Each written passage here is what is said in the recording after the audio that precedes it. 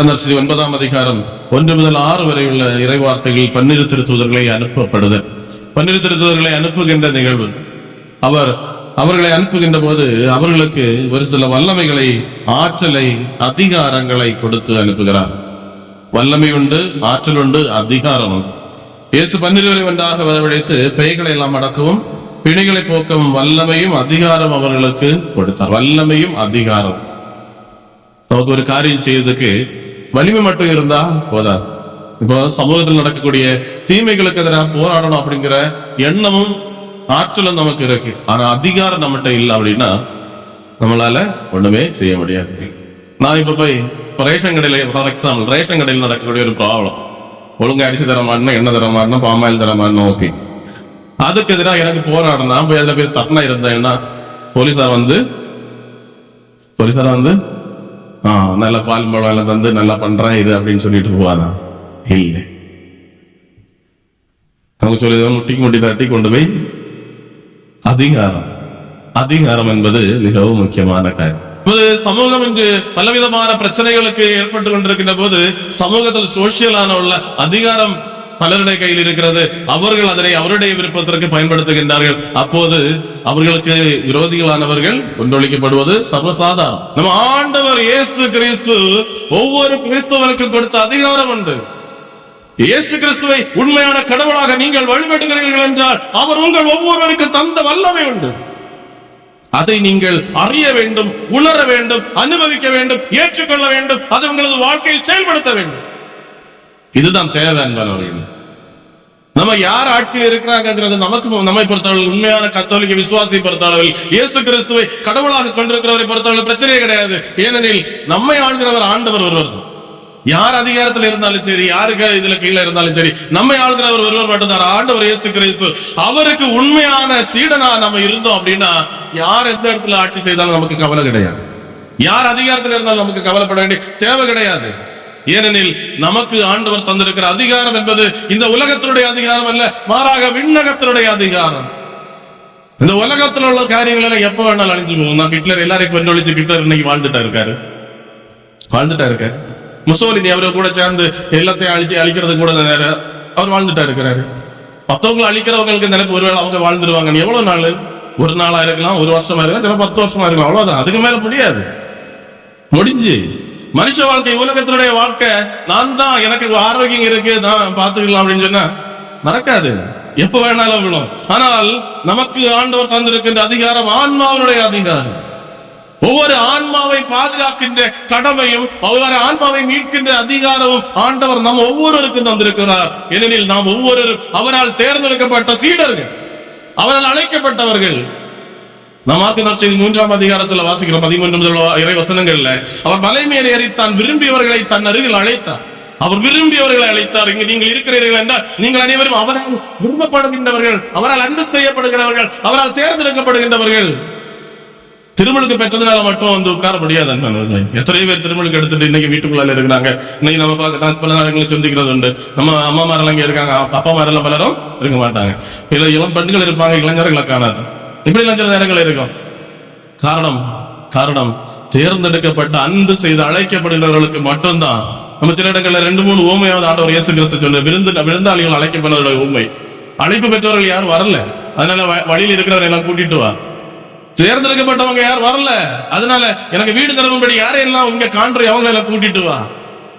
கடைசியானவர் முதன்மையானவர் கடைசியானவர் சொல்லும்போது திருமலுக்கு பெற்றதுனால மட்டும் நம்ம வாழ்வு பெற போறதில்லை, திருமலுக்கு பெற்றதுனால மட்டும் நம்ம நிலைவாழ்வு சொந்த பார்க்க போறதில்லை. மாறாக அவருக்கு உண்மையான சீடர்களா இருக்கிற போது மட்டும்தான், மாணவர்களை அதனுடைய சீடர்களா இருக்கிறதுக்கு தான் நம்ம ஒவ்வொரு ஆண்டு அழைத்திருக்கிறோம். நமக்கு குறைவுகள் உண்டு, மனித வாழ்க்கையில் குறைவுகள் உண்டு, எல்லாருக்கும் குறைவுகள் உண்டு. தேர்ந்தெடுக்கப்பட்டவர்களை பற்றி சொல்லும் போதே அவர்கள் குறைவுகள் உள்ளவர்கள், அறிவு இல்லாதவங்க தான், முட்டாள்கள் தான். அவர் சொல்றாரு, மனித பார்வையில் விலகீனமானதை, அறிவில்லாததை எல்லாத்தையும் நீ தேர்ந்தெடுக்கிற ஆண்டவரே. ஆண்டவர் தேர்ந்தெடுத்தது அப்படிப்பட்டதுதான். நம்ம எல்லாரும் அதிகாரத்தில் உள்ளவங்க இல்ல, பணம் படைச்சவங்க இல்ல, பெரிய பலசாலி உள்ளவங்க இல்ல. போதும், ஆண்டவருக்கு பலம் இல்லாதவனை பலசாலி ஆக்குறதுக்கு முடியும்.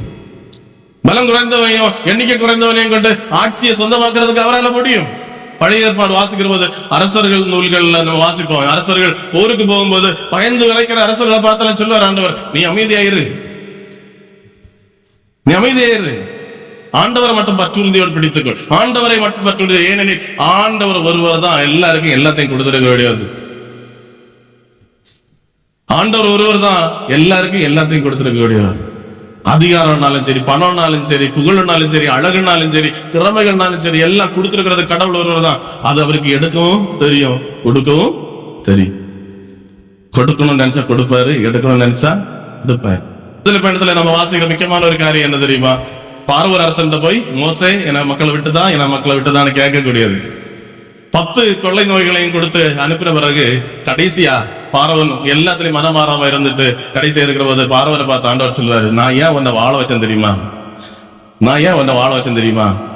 எண்ணம் பற்றியுள்ள பயம் இந்த உலகத்துல உருவாகிறதுக்கு வேண்டி. சிலரை வாழ வைக்கிறது, சிலர் தீமைக்கு மேல தீமை செய்யற நேரத்துல அந்த தீமைகள் செய்யறவன் வாழ்ந்துட்டு இருப்பான். அவனை பார்த்து யாரும் கேள்வி கேட்க முடியாது. பயங்கர அதிகாரத்துல இருப்பான். இல்லைன்னா எல்லாரையும் வெட்டி முடிச்சு தள்ளக்கூடிய கேடுகட்ட வாழ்க்கையா இருக்கு அவனுக்கு. வாழ்க்கை யாரும் கேட்க மாட்டாங்க. அவனை வாழ வைப்பார் ஆண்டவர். எதுக்கு? அவரை பற்றி அச்சம் உண்டாகும்படியாக. 10வது கொள்ளை நோய் அனுப்புற போது எகிப்து நாடு மொத்தம் விரைக்காதா? விரைக்கும், பயந்து விரைக்கும். போ, எங்க கண்ணு மேல நிக்காதீங்க, போங்க, விட்டுட்டு போயிருங்க அப்படின்னு இஸ்ரேல் மக்கள் துரத்துற அளவுக்கு பய உணர்வு எகிப்தோட அரசனான பார்வோனுக்கு உருவானது. அது யார் மூலமாக? கடவுள் மூலமாக. ஆண்டவர் இயேசு கிறிஸ்து அதே போலதான் நம்மகிட்ட இன்னைக்கு சொல்றாரு. சிலரை வாழ வைப்பார். அவர் வாழ வைக்கிற, அவன் வாழ்றது பற்றி நீ பயப்படாத. தீயவன் பனை போல வளர்வதை நீ பார்ப்ப. அவனை பார்த்து நீ பொறாமைப்பட வேண்டாம். அவன் இன்னைக்கு இருப்பான், நாளைக்கு இருக்க மாட்டான். ஆனா கடவுளுடைய பக்தர்கள், கடவுளுடைய சீடர்கள் என்றும் வாழ்வார்கள். அன்பானவர்களே, நம்ம ஆண்டவர் நம்ம சொன்ன காரியம், தொடங்கின காரியங்கிறது ஆண்டவர் தந்த வல்லமை, அதிகாரம், ஆற்றல். வல்லமை, அதிகாரம். அன்பர்களே, நமக்கு ஆண்டவர் தந்திருக்கிறாரு. அதை அறியணும், உணரணும், அதை ஏற்றுக்கொள்ளணும். நம்ம சும்மா வீட்டுல இருந்துட்டு குற்றம் சொல்லிட்டு இருந்தா நடக்காது. இல்லைன்னா ஐயோ அங்க இப்படி நடக்குது, இங்க இப்படி நடக்குது, ஐயோ ஒண்ணும் நடக்கலையே, வேற ஒண்ணும் செய்ய முடியலையே, அப்படியெல்லாம் பேசிட்டு இருந்த காரியம் இல்ல. செயல்படணும். என்னத்தை நான் செய்தேன்? எனது சமூக தீமைகளுக்கு எதிராக, என் வீட்டில் உள்ள குறைகளுக்கு எதிராக, என் கணவன் கோயிலுக்கு வராததுக்கு எதிராட்டு, என் பிள்ளைகளின் சொல் பேச்சு கேட்காததுக்கு எதிராட்டு நான் என்ன செய்தேன்? ஐயோ என் பிள்ளை கேட்கல, என் பிள்ளை இப்படி சொல்லலன்னு அக்காள்கிட்ட போய், அண்ணன்ட்ட போய், பெரியப்பாட்ட போய், பெரியம்மாட்ட போய் ஊர் மொத்தத்தையும் சொல்லிட்டு நடக்கிறதால பிள்ளைங்க பேர் தான் கெட்டு போகும். பிள்ளை மாறாது. பிள்ளைங்க பேர் கெட்டு போகும். மாறா இந்த ஆற்றல், அந்த மனசு மாற்றக்கூடிய, மனசை படைச்ச ஆண்டவர்கிட்ட வந்து, ஆண்டவரே என்ன பிள்ளைய மனசை மாற்றணும், அவன் நல்ல பிள்ளைய வரணும் அப்படின்னு சொல்லிட்டு ஜெபிக்கணும். தியாகம் எடுக்கணும், நோன்பு இருக்கணும், உபவாசம் செய்யணும். இன்னைக்கு யோனாவுக்கு புத்தகத்தை நம்ம வாசிச்சு பார்த்தோம். யோனாவுடைய புத்தகத்துல யோனா எதுக்காக அனுப்பப்படுவார்? 4 அதிகாரம் தான் வீட்டுல போய் வாசிங்க. யோனாவுடைய புத்தகம். யோனாவை ஆண்டவர் அனுப்புவார். எதுக்கு அனுப்புறாருன்னா, யோனா நினிவே நகரம் அழிவுக்குள்ளா போகுது, அவங்க பாவத்துக்கு மேல் பாவம் செய்திருக்கிறாங்க, அவங்களை அழிக்க போறேன் அப்படின்னு சொல்லிட்டு யோனோட சொல்றாரு, நீ போய் சொல்லி எச்சரிக்கை கொடுக்கணும். ஆண்டவர் எப்பவுமே திடீர்னு ஒண்ணு செய்ய மாட்டார். பலவிதமான எச்சரிக்கைகள் எல்லாம் கொடுப்பாரு. உனக்கு நீ தப்பு செய்யற, ஓகே, ஒரு வார்னிங் கொடுத்தாச்சு. அடுத்து தண்டனை பெற போற, 2வது வார்னிங் கொடுத்தாச்சு. இப்படியே போனேன்னா அழிஞ்சிருவ மகனே, 3வது வார்னிங் கொடுத்தாச்சு. அடுத்து பினிஷ் தான், முடிஞ்சு. அதுல மாறலன்னா மாற்றம் இல்லைன்னா முடிஞ்சு. அப்போ யோனாட்ட அனுப்பி விடாரு, நினைவுக்கு போ, என் மக்கள்கிட்ட போய் சொல்லு. யோனாக்கு விருப்பம் இல்லை. ஏன்னா யோனா போய் மக்கள்கிட்ட போய் உங்களுக்கு சாபம் வரப்போகுது, அழிவு வரப்போகுதுன்னு சொல்லும் போது மக்கள் கேட்டாங்க, மனம் மாறிட்டாங்கன்னா கடவுள் என்ன செய்வாரு? இரக்கம் காட்டுவார். மனம் மாறினா அடுத்த நிமிஷம் ஆண்டவர் நினைக்கிறவராக. அதான் நம்ம ஆண்டவருக்கு சிறப்பு. அப்படின்னா உள்ளது இந்த நேரம், அது ஒரு நிமிஷம், ஒரு செகண்ட், இப்போ மனம் மாறுதியா, ஓகே வா, ரெடி, நான் உன்னை ஏற்றுக்கொள்ள தயாரா இருக்கேன். மனுஷனை போல இல்லை, ஆண்டவர் எப்போ ரெடியா இருக்கிறார், ஏற்றுக்கொள்றதுக்கு தயாரா இருக்கிறார். அப்போ யோனா அதனால போக மாட்டேன்னு சொல்லுவாரு, நம்ப மாட்டேன். அப்போ நினிவேக்கு போன அவரு தார்சீசுக்கு போறதுக்கு கப்பல் ஏறுவாரு. இருந்தாலும் அந்த மனுஷனை விடுறதா இல்ல, திருப்பி கடல்ல தள்ளி போட்டு அங்கிருந்து மீன் மூலமா கொண்டு நினிவேல கொண்டு தம் பண்ணுவாரு. இப்போ அங்க கடை, நீ அப்படி ஒண்ணு ஓடி போனா, நீ எனக்கு வேலையை செய்ய அப்படின்னு சொல்லிட்டு கொண்டு போடுவாரு. அங்க போட்டுட்டு அப்ப யோனா செய்யக்கூடிய ஒரு காரியம் தெரியுமா? யோனா பைபிள்ல சொல்லியிருக்கு, நினிவே நகரமானது 3 நாள் இரவு பகல் நடக்கிற தூரத்துல இருக்கு. நினிவே நகரம் அவ்வளவுதான், 3 நாள் நடந்தா இனி நினிவே நகரத்தை மொத்தம் பார்த்துக்கலாம். ஆனா இவர் ஒரே ஒரு நாள் தான் நடப்பார். அவர் பிறப்பிடத்திலே நடக்காரு. நினிவே நகர மக்களை சாப்பிடுறியா, நீங்க மாறுங்கன்னு சொல்ல மாட்டார். நீங்க அழிய போறீங்க, நாசமா போறீங்க, உங்களை எல்லாம் கொல்ல போறாரு எப்படின்னு பிறப்பிடத்திலே நடக்கிறாரு. அதை கேட்ட ஒரு யாரோ 1-2 பேராவது இந்த பிறப்பிடத்தை கேட்டு புரிஞ்சுக்கிட்டு, ஐயோ கடவுள் நம்மை அழிக்க போகிறாருன்னு செய்திய அரசர் தெரிவிப்பாங்க. ஏன்னா அரசர் இருக்கிற இடம் வர யோனா நடக்கல. யோனா கொஞ்சம் தூரம் தான் நடந்தாரு. நீவே மொத்ததுன்னு சொல்லதுக்காக அனுப்பப்பட்டது, யாரும் சொல்ல மாட்டாரு.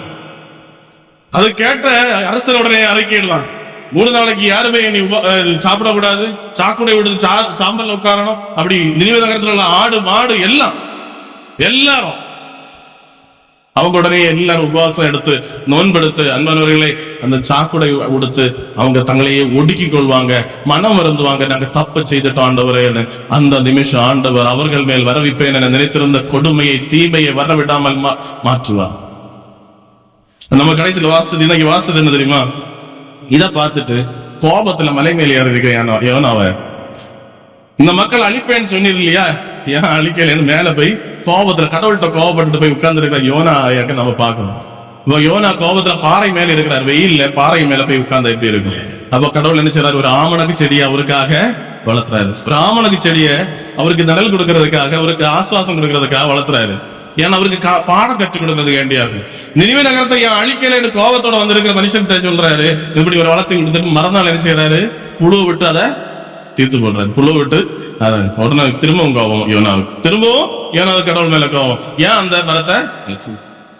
அப்ப ஆண்டவர் கேட்பாரு, இந்த ஒரு மரத்துக்கு வேண்டி நேற்றைக்கு உண்ணாச்சு, இதுக்கு வேண்டி நீ கேட்குதியே, அந்த இடத்தை பாரு, ஏன்னா மக்களை பாரு, அறிவில்லாத ஜனங்கள் இருக்கிறாங்க பாரு, என்ன யாரு நல்லது யாது கெட்டது யாருன்னு தெரியாத பிள்ளைங்க இருக்கிறாங்க பாரு, அவங்கள அழிக்கணும்னு நீ நினைக்கிறது தப்பு தானடாப்பா. நான் பிள்ளைகளை ஆசீர்வதிச்சல என்ன குறை சொல்லு அப்படின்னு கேட்பேன். பண்பானவர்களே, நம் ஆண்டவர் எந்த நேரத்திலையும் எதையும் செய்ய வல்லவர். நம் ஆண்டவர் எந்த நேரத்திலையும் எதையும் தரதுக்கும் வல்லவர், எதையும் எடுக்கிறதுக்கும் வல்லவர். அதனால நம்ம செய்ய வேண்டியதெல்லாம் நம்ம பிள்ளைங்களை பற்றி புரணி பேசிட்டு அங்கங்கே நடக்கிறது இல்லை, மாறாக பிள்ளைங்களுக்காக, நம்ம குடும்பத்துக்காக அந்த ஆலயத்துல உட்கார்ந்து ஆண்டவர்கிட்ட நம்மளையே ஒடுக்கி கொண்டு, ஏன்னா இந்த வாழ்க்கைங்கிறது எப்போ எந்த நிமிஷம் அப்படிங்கிறது நமக்கு யாருக்கும் தெரியாது. இந்த வாழ்ற நாட்கள்ல கொஞ்சமாவது நிறைய காரியங்கள் தவற செய்வோம், கொஞ்ச நேரமாவது ஆண்டவர்கிட்ட அனுதாபத்தோட வந்து இருக்கணும், மனமாற்றத்தோட வந்திருக்கணும், நோன்போட வந்திருக்கணும், உபவாசத்தோட வந்திருக்கணும், நம்மையே நாம் ஒடுக்கி கொண்டு வந்திருக்கணும். கடவுளை கோபப்படுத்திட்டு மனுஷனை பிரீதிப்படுத்துறதுனால நம்ம வாழ மாட்டோம். மனுஷனை நம்ம திருப்திப்படுத்திட்டு கடவுளை கோபப்படுத்தி வாழ்ந்தோம்னா அழிஞ்சுதான் போகும். சில நேரங்களில் நம்ம தவறுதலா யாரையாவது மனுஷனை திருப்திப்படுத்த முயற்சி பண்ணியிருக்கோம். சில நேரம் நடந்திருக்கு, நம்ம வாழ்க்கையில் நடந்திருக்கோம். புரிந்து கொள்றோமா? அந்த இடத்துல வச்சு ஸ்டாப் பண்ணோம். இந்த மனுஷனை கூட வாழ்ந்தா எனக்கு வாழ்க்கை தவறானதா போகும், நான் இனி அந்த ஆளுக்கு கூட அந்த ஆளு கூட ஒரு விதத்திலையும் தொடர்பு கொள்ள மாட்டேன். அது நமக்கு ஆன்மாவுக்கு மீட்புக்கானது.